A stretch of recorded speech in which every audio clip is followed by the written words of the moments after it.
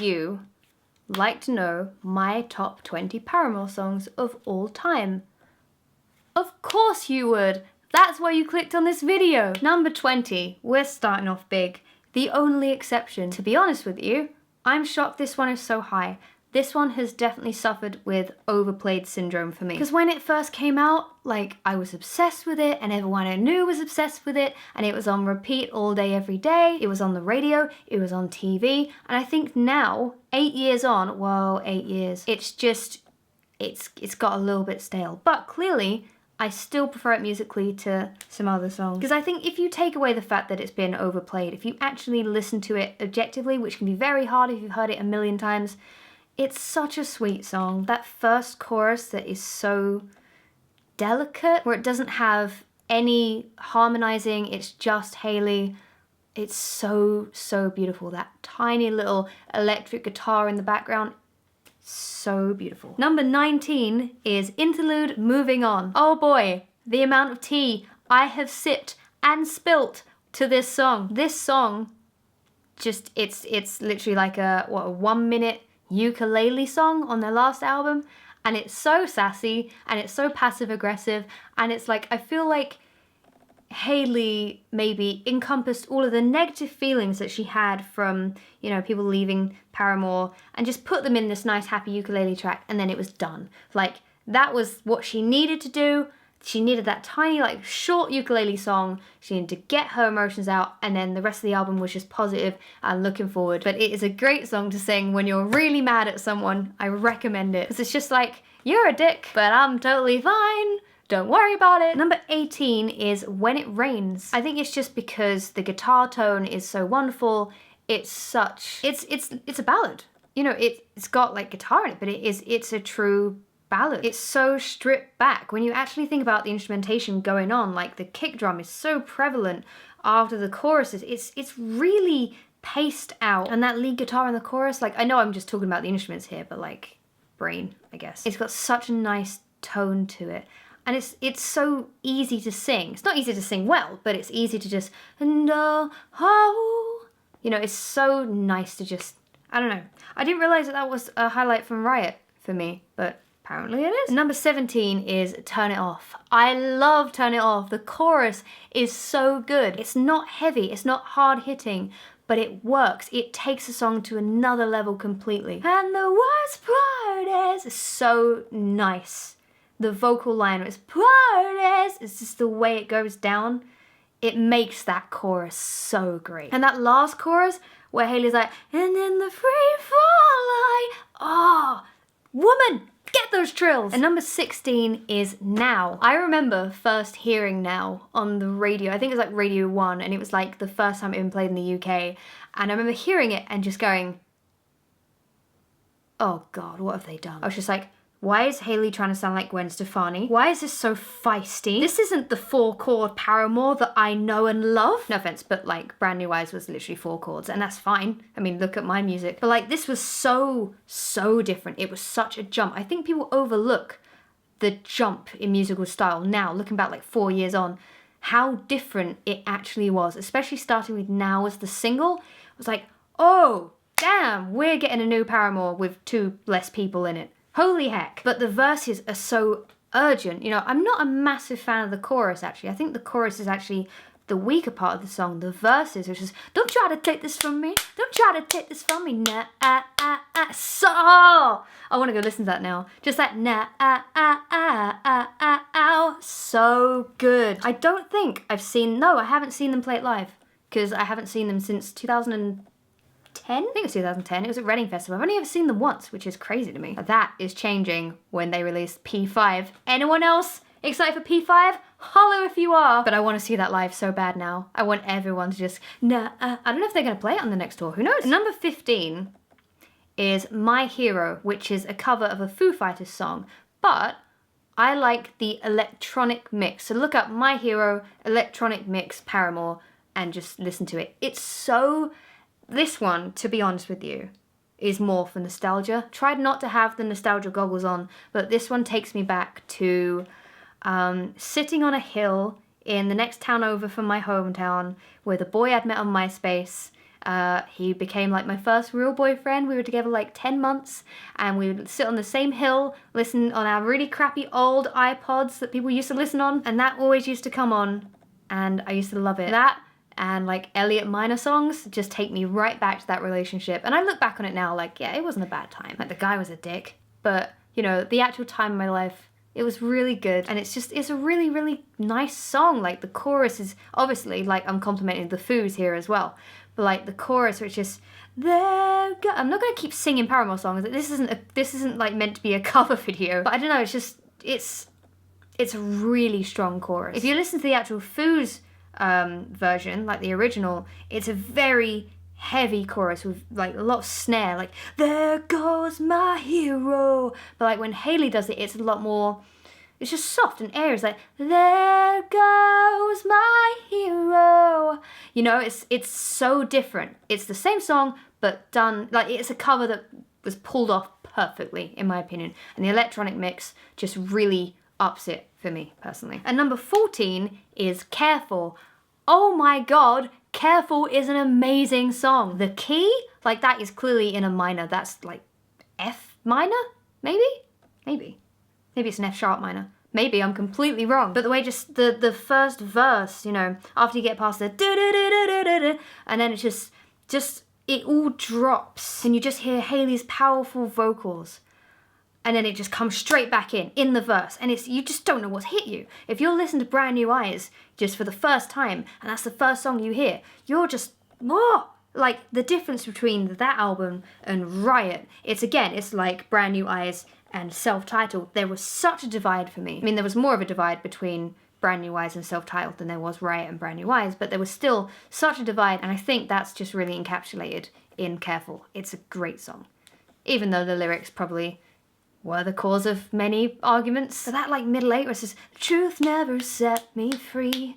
The kick drum, really urgent, love it. If you couldn't tell, I like 4 on the floor kind of, I like just, you know, that looks really rude. And number 13 is Fast in My Car. So we've gone from one opener to the next opener. Fast in My Car is such a sick song. I used to, when Patty was doing YouTube videos, I had this like dream that me and Patty would cover Fast in My Car and it would just be the best cover ever. I'm surprised this wasn't a single. I think it could have been a single, easy. It's the intro to the whole album and it just starts off like, yep, we've had a shit couple of years. But the whole song is just about going through a lot and then just not caring anymore. Just driving fast in a car, just letting it all go and just having fun. For the first time, it's like you've gone through so much and you're finally able to let it go and the weight off your shoulders is gone and you can just enjoy life again. And I feel like that just sums up the whole of the self-titled album. Also, it looks really fun live. Like that really driving bass, it's like really quite crunchy. The bass on self-titled was just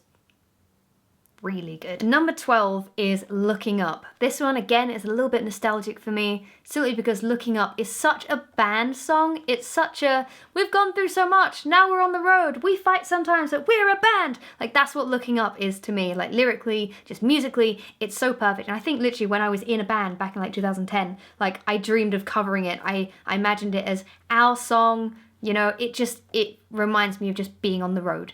It's such a nice song. Things are looking up, oh finally. At number 11, we have Ignorance. I know there's like quite a few singles in here, but the point of singles is they're the most radio friendly, the most like easy to get in your brain. Like they're the biggest earworms. So it's natural that singles would be in here. It's like when people say things like, oh, I hate Stressed Out by 21 Pilots. No, you don't. You don't hate it because it's a bloody solid song. It's been overplayed and you think it's cool to hate it. Stop it. Ignorance is an amazing song. I know that all of these are amazing. It's Paramore. Every Paramore song is amazing. Just the post-chorus, again, it's that kick drum. It's that ignorance is your new best friend. I don't know why I'm singing like that. Ignorance is your new best friend. But it's such an angry song. I feel like Hayley just had a lot of pent-up anger about, you know, relationships she had within the band at the time. And you can really hear her anger throughout the chorus, especially the second chorus, like when it goes around again and it's like, you treat me just like, you know, it's like that shouting, which I'm not gonna do because I am very tired. And when she sings it live, she growls and it's the best thing ever. I'm not a massive fan of the little tiny guitar solo towards the end of the song before the last chorus, you know, like I don't know, it feels very, very old school. But the song was released in like 2009, so maybe it was fine at the time. I just can't imagine like any band doing that now, that little tiny noodle in there. At number 10, we're breaking into the top 10, everybody. Number 10 is Hate to See Your Heart Break. Both Hayley's solo version and the one with Joy Williams are just such a pleasure to listen to. The one with Joy Williams is amazing. I think Hayley said she wrote it for Taylor, like he was going through like a breakup or something. But her low notes, I think it's like the lowest she's gone in a song. I think I watched like a Hayley vocal range video once, and she went like to a really low like E. I was like, ooh. She does like really low harmonies, which is why the song sounds so warm, because you've got a lot of bass frequencies within the vocals that are actually really high up. So obviously in the chorus you'll have like, and I, but you'll also have like a, and I, that'll be really low compared to the high mix, but it'll still be in there, and it just adds, and it makes the song sound really full, but really intimate. And it's such a sweet song. And then when it gets to like the last bit, just let the pain remind you hearts can heal. Oh, how were you to know? You know, that, and it's like, how were you to know? You know, because, oh, vocals nailed it on that song. She was nails it. What am I talking about? Number 9 is one that I have covered, and I put it on an old channel. It has since gone, but I'm just gonna have to redo it at some point. It is Grow Up. Isn't Grow Up just a bloody amazing bloody song? I told them all where to stick it. I left town when they downed my name. I said I'm done with all my fake friends, self-righteous pawns in a losing game. Got my band light that won't go out. You know, such a, oh. I'm gonna cringe editing this because I'm just singing away. And I'm sitting down compressing my lungs, all right? But doesn't that sound better than the first time I covered it? Vocal improvement, everybody. And the chorus where it goes up really high, it's like, some of us have to grow up sometimes. It's like going up almost, it's just at the top of her throat. And there was actually a time, I think, at the iTunes festival where she was sick and she tried singing it, and her voice just couldn't do the, and so, no, it was the sometimes bit she couldn't do. It's like, some of us have to grow up sometimes. And her voice broke there, and she immediately went to the low harmony. She goes, some of us have to grow up sometimes. She's such a professional. Well, I mean, you would be after doing it for so long, but she's just nails it every time. Gotta stop saying that. You know what? She nails every vocal every time. There you go. And number 8 is Playing God. I think this one is mostly for the lyrics because it's just so good. Next time you point a finger, I'll point you to the mirror. Oh. Also, the intro. So it's stereo and it's panned. You have 2 different guitar parts going on. They're playing the same part, but one is a harmony of the other. And if you listen to like one, you can just obviously hear like the low one, the high one, but together they sound so good. Whoever chose to pan like 2 different guitar parts playing at the same time, but harmonize, oh, genius. Just the lyrics in the whole song are just so good. It's just about cutting someone down to size, someone who thinks they can control you and hold you back, and someone who likes to just blame you for everything. You've become the scapegoat and you're sick of it. But it's done in a really sickly sweet way, not like a salty kind of sarcastic way, but it's just a really smooth song. I've never used the term smooth for a song before, unless it's like Magic FM in the UK. But like, it's one where Hayley could have got angry. She could have made it a really loud chorus, but it just sits nicely. Yeah, I don't know. I like it a lot. That's why it's number 8. Number 7 is one that I have never, ever been able to sing because it is so far out from my abilities. It's impossible. And that is Decode. Isn't Decode such an underrated song? Most people just remember it from Twilight, and that's unfortunate. You know, I actually didn't mind the Twilight movies that much, to be honest. But like, a lot of people didn't like them, and then they just thought, oh, it's Twilight. Blah, blah, blah. The song itself, the chorus is so big, and just Hayley's vibrato on that last bit. You know, I'm not even gonna try it. I think I know that bit. I can't do that. It's just impossible for me. But it's such a belter. There is actually a version that she did. Well, they did. Paramore did. Sorry, Paramore is a band, that they did acoustic on a rooftop, and it's not like high quality, but if you can find it on YouTube, look up Decode acoustic and look for, I think it's Hayley, Josh, and Taylor, I think, sitting on a rooftop. Hayley's got like long orange hair. Watch it. It is so good. She had laryngitis, and she still killed it. She sounded like Bonnie Tyler. She Bonnie Tylered that shit. And number 6, interestingly, was Ain't It Fun? I just love doing that. I learned how to do it, that really quick vibrato. It's the only type of vibrato I can do. My voice is naturally quite flat, so I just have a lot of fun singing it. Let's be real. Yes, it was a single. Yes, it was huge, but it's an absolute banger. The gospel and the bass in Ain't It Fun, it's so big and it's such a happy song. Well, that's the thing. It's a happy sounding song, but the lyrics aren't really that happy. It's basically like, congratulations, you're out on your own. It's fucking hard, but it's done with like, don't go crying to your mama, 'cause you're on your own in the real world. It's so easy to just jump into it. I love it. And I just don't care that it was an overplayed single. I still love it. Whenever it comes on in the car, like if I haven't heard it in a while, I am just, yes! Do you ever do that? Do you ever just mark out in the car when a song comes on and you haven't heard it for a while? Or if it just comes on shuffle and it's been ages and then you remember how good a song is and you're just like, yes! Like you freak out physically. I do that. At number 5 is Still Into You. That's right. The overplayed single. The overplayed single. Arguably their biggest song ever. This song has influenced me an awful lot with just the way that rock can go into pop. Like, you can make that jump from pop punk to pop very smoothly because it's still guitar based and but it still sounds like a pop song. And that's what I love so much about it. And the video is just absolute goals. And Hayley's hair in the video was absolute goals. But the chorus is so big. And I think that's because it's like, I think it's either a hi-hat or a really low tambo. Love some tambo. In the chorus that just, it's like every 16th, there's like something that makes it big, you know? I should be over all the butterflies I meant to you. You know, it's like, it's got that kind of something low in the mix there that just really works. And that guitar and bass that work together in the verses is like dun dun dun dun dun dun dun dun dun. So it just rides so easily. It's so boppy, and I hate that term. You know, oh, it's very boppy, but it is, and there's nothing wrong with it. It's feel good and it's great. At number 4 is the most emo song on here, and by me saying that, I'm sure you'll know what it is because it's such an amazing song. It is, of course, Last Hope. Oh, I get feels from this. I think I've cried to this one before. When something really bad is happening in your life, you can just go outside. I think I did this once, like on a rooftop somewhere, like when I lived in like a flat in my hometown and had like a flat roof. I used to go out there, look at the stars. Whenever this is real, I was really this cheesy. I'd go out, I'd look at the stars, have headphones on, and just be like, gotta let it happen. I wouldn't sing it, but like I'd hear it in my ears, and I would just be getting so emo. Gotta let it happen, gotta let it happen. When she does that shouting bit, happen, it was like really, oh, sounds so good. And the lyrics, they're so autobiographical in that song.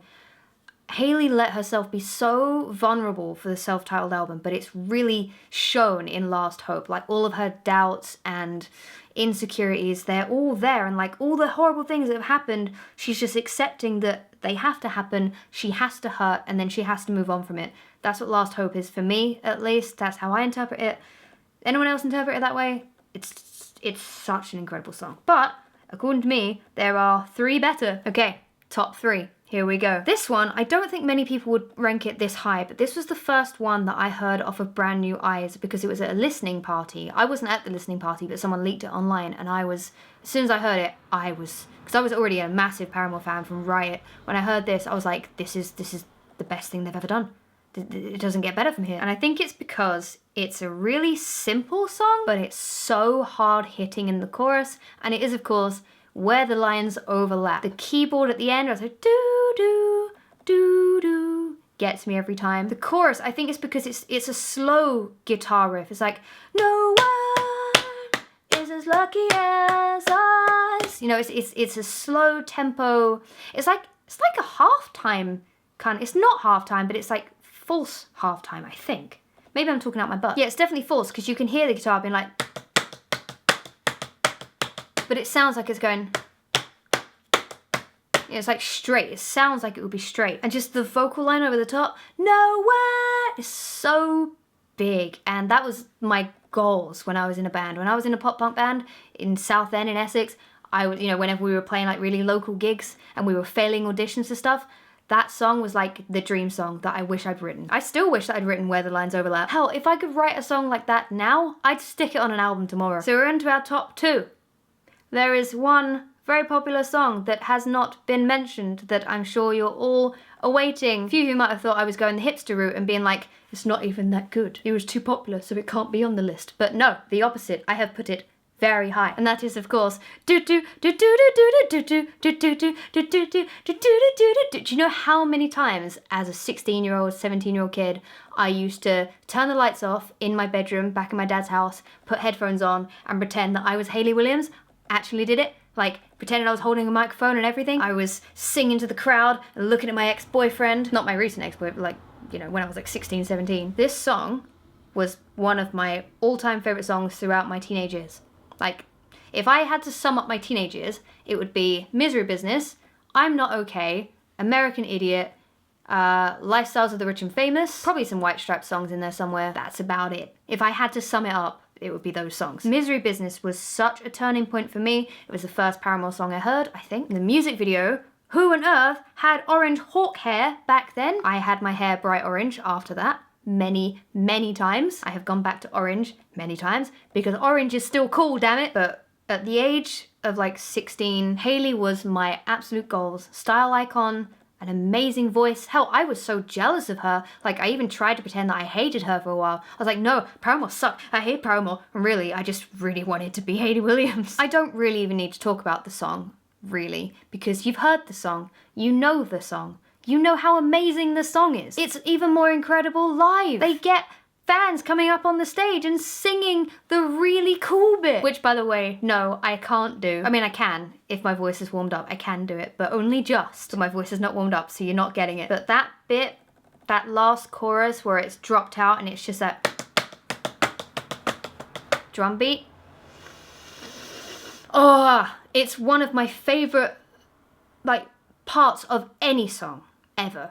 If I did a video talking about my top 20 like parts of songs, like that would be like up high as well. Whoa. No, I'm not even gonna try it. Not today. Not today, friends. So, what on earth could be better than Misery Business? What could be my favorite Paramore song of all time? How can anything rank this high that it would be above their most well-known thing, apart from still in, you get my point. What holds the most prestigious title of Emma Blackery's favourite Paramore song ever? Well, for this, I'll take you on a little journey. And by little journey, I mean, I bought the album, CD, played it, and then it hit me. I have a thing for track 1 of Paramore albums, don't I? Because of course, it is the best Paramore song ever. For a pessimist, I'm pretty optimistic. This is a song I could never write.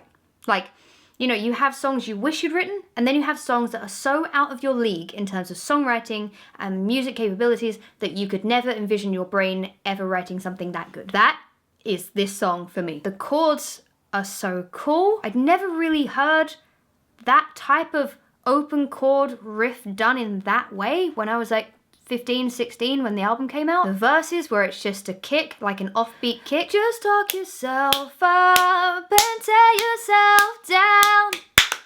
You know, and then it goes straight in. And the verses are just literally like, you know, dropped out, full, dropped out, full. And then the pre-chorus, you got that low harmony going through. So what did you think I was saying? You can't run away, you can't run away. And the chorus, just belting. It's pure belting. I know that Hayley has changed the way that she sings in the last few years to save her vocal cords. I think really it's because of the way that she was belting in songs like this, but I would still love to hear her take on this song now because it's so, the belting, like it's straight and it's so full. Like, I never wanted to say this. It's so straight. And she can do it live. I've seen it, not in person, but I've seen it on YouTube. So for all of the smarks out there. But it's just the best chorus ever. I put my faith in you, so much faith, and then you just threw it away. Bum, bum, bum, sorry. I get very carried away with For a Pessimist. My favourite Paramore song by far, never been beaten. Mark out every time I hear it, crank up the volume, deafen my neighbours. Oh, and that middle 8. You were finished long before we had even seen the start. You know, so, oh, that is my top 20. That took a very long time, but I'm very into Paramore. Again, holler at me if you are super excited for P5. Holy crap, I am a lifelong supporter of Hayley Williams, as you all know. I have dyed my hair with Good Die Young colours before. I liked it. I liked the yellow a lot. She tweeted me when I was on tour last May. I was in the back of the tour van, freaking the fuck out. I was like, this is my hero. This is my idol. Like, she's like, I don't want to, you know, be like a complete fangirl, but like, talking realistically, in terms of people that I look up to, there's like people from my family, and then like other icons, and then there's like musically, Hayley, and this is not a butt kissing thing, please just don't send this to her, Jesus Christ. She is so strong, and she has been through so much. She has been stabbed in the back a billion times. I don't know how she's still standing, but she is a successful self-made businesswoman. She has a voice of liquid gold, and she's cute, and she's funny, and she pulls off every hair color, and I just, if you couldn't tell, I just want to be her. Thank you so much for watching, and let me know what other top 20s you would like me to do next. And as always, I shall see you in my next video. Peace!